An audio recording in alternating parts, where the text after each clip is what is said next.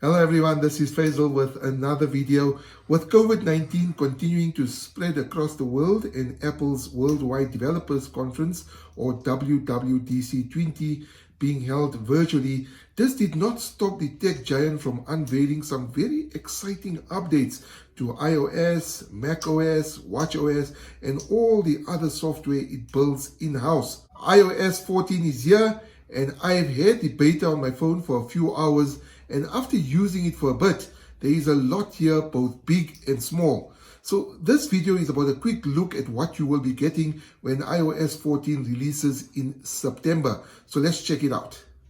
The first thing the new software has is widgets, and the question many will be asking is, why now? Because Android had it for a while. I think what Apple wanted to do is get a couple of things right before they actually implemented it. The first thing we're going to do is check the home screen. As you can see in the right hand side of my screen, I have a widget. This is one of the major changes, and here's the widgets. Right, so you can check it out there.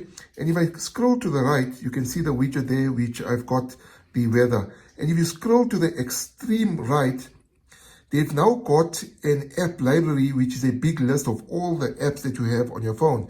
And it's grouped it into little boxes.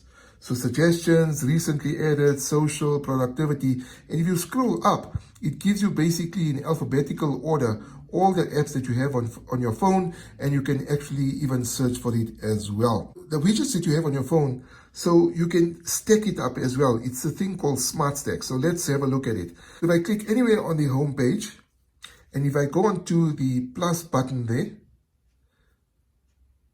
and then these are some of these things you can add.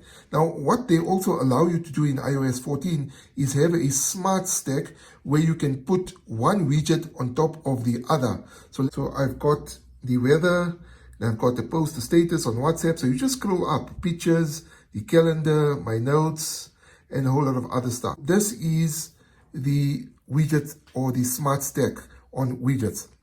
Then another thing is you can hide screens. So if you like me and you look at the amount of pages I've got here and look at the amount of apps I've got here. So sometimes maybe you don't use all these apps at one time. You only use some important apps like Facebook, WhatsApp, or Twitter. You can actually hide some of these screens. Now, how do you do that? Well, basically you just click anywhere onto the screen and you click on these little dots and it brings up all the pages that you have or all the screens that you have, and all you have to do is just untick them and they will then be hidden, from leaving you with just basically one page and all the apps that you do need. iOS 14 also has a compact UI where phone calls and FaceTime doesn't take a whole screen. Now all it does, it takes the top of the screen. So I'm just going to end this call quickly. It doesn't take up the whole screen, and if somebody FaceTimes you, you basically can swipe up and do other stuff, and the FaceTime continues. It doesn't pause your video and that sort of stuff. That's actually quite cool. In the old software, when somebody phones you, it used to take the entire screen and to answer the phone. So now you can still have a look at your menu as well. And then I think one of the big changes also has been the voice assistant, Siri. Previous versions of Siri used to take over the whole screen. Now it's just an animation.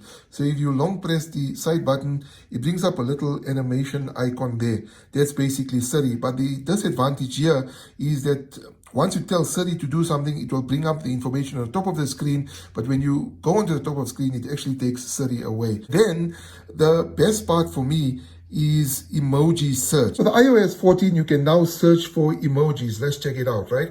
So I'm going to search for high five. And as you can see, it does bring it up there. So it's easier to look for emojis now. Let's search for iPhone. And you can see it brings it up there as well. Or school. And you can see it brings up books. So you can decide what you actually want to use. So that's a good part of iOS 14, where you can now search for emojis. It was on Android before, but Apple has now implemented it in iOS 14.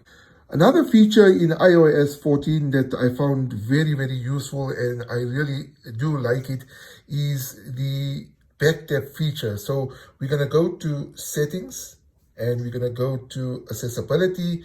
We're going to go to touch, And then at the bottom, there's back tap. What does this do? Basically, you can double tap or triple tap the back of the phone to open up certain things or do certain things. You can map it to any of those things there. So accessibility, shortcut, app switcher, reachability, a whole lot of other stuff as well.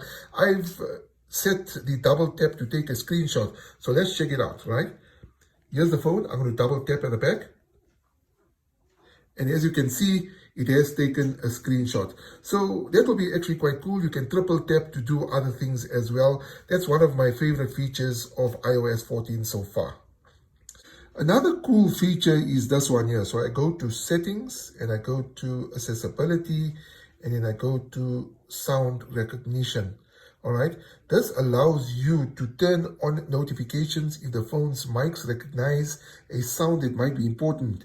It's got fire, it's got sirens, smoke, cat, dog, and many others as well, household appliances. This may be very important for people hard of hearing, but could be very useful as well. I think it's a very important feature. I get a lot of questions when I'm doing a tech show on Radio Islam on Sundays for people who have disabilities or people who have hard of hearing or people who are visually impaired, that they want certain features on certain phones. So this could be actually quite cool.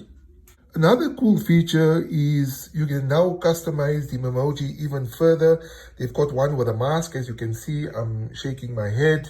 And this is actually quite cool considering that COVID-19 has spread across the world. And it's a bit more specific now. So, you know, when it does come out, I'm sure a lot of people will be customizing their Memoji a little bit more.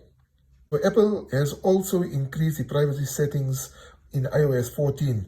And when any app starts using the camera, check this out. Check what happens, right? Click on camera. iOS shows you a green light. I don't know if you can see there, a green light to show you something is accessing the camera. So this is any app that will be using the camera, FaceTime or anything, a green light actually appears there. And then when the microphone is used and accessed, let's go there. And if I click on record, an orange light is displayed on the screen to show you that the microphone is sort of accessed as well. So that is actually quite cool for the privacy settings, especially in a day and age of cybercrime and online hacking where, you know, people are spying on you. You can see whether the camera is being accessed and the microphone accessed as well. So this is just a small number of features that I showcased in this particular video. There are also a ton of other things like pinning conversations in messaging, cycling, directions, and EV navigation in maps. As the beta software is being checked out by developers and other people who have it, there'll be a lot more features that they'll uncover, that they'll showcase as well. And remember that while we have all these features, not everybody is going to be using all these features that are being released on iOS 14. There's certain things that you may use, certain things you may not use, certain things that you might find useful. I like the double tap feature. I like the widgets as well. Everybody will have different favorites. Now you're probably wondering which phones will be compatible with iOS 14. Well, this is a list of all the phones getting iOS 14.